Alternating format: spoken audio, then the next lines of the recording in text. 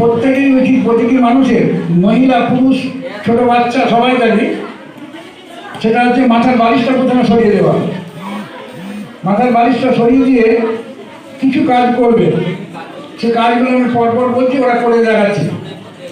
প্রথম যেটা, মাথার বালিশটা সরিয়ে দিয়ে সবাসনে শোবে, ঠিক হয়ে শোবে, চোখের দৃষ্টি থাকবে ছাদের দিকে, তারপর চোখের পাতাগুলো বন্ধ করে দেবে।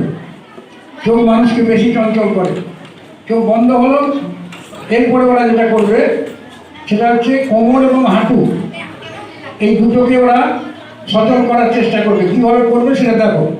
প্রথমে ওরা পাগুলো গুটিয়ে নিচ্ছে, সবাসন থেকে পাগুলো গুটিয়ে নিচ্ছে, গুটিয়ে নিয়ে দুটো পা একসঙ্গে ওইখানে যে আছে ওইটাকে একসঙ্গে ওরা ডান দিকে নিয়ে যাচ্ছে, আবার সোজা করছে, আবার বাঁ দিকে নিয়ে যাচ্ছে, সোজা করছে। এটা দুবার দুবার করে করবে। এটা করলে কোমরের বিরাট উপকার হবে, কিডনির উপকার হবে।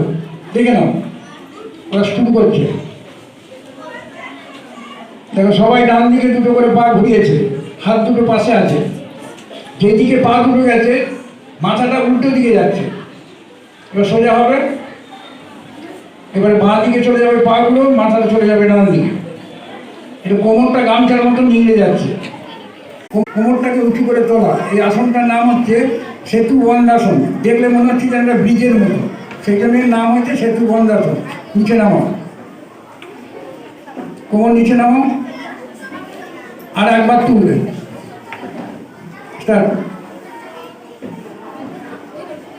নিচে নামাও।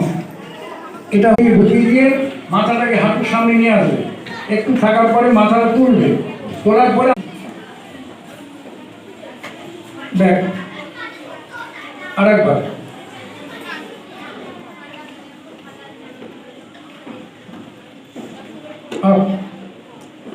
ব্যাক। এরা মেশিন হয়ে গেছে। এরা যেটা করছে তোমরা করলে পরে তোমাদের প্রচুর উপকার হবে, বাড়িতে লোকদিকে শেখাতে পারবে।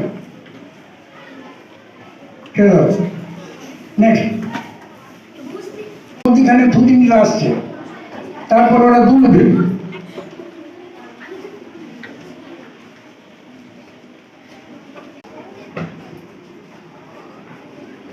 এক একটা স্টেজে থামছে ওরা 5 সেকেন্ড করে, তারপর মাথার পেছন দিকে নিয়ে যাচ্ছে।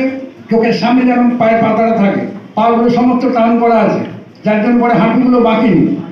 এবারে হাত দুটো ছেড়ে দিচ্ছে, আস্তে আস্তে করে মেরুদণ্ডটা সাইকেলের চাকার মতো সজলন্ডিতে আসছে। এসে ওরা আবার 3টে স্টেজে ফিরে গিয়ে যখন পাটা নিচে রাখছে তখন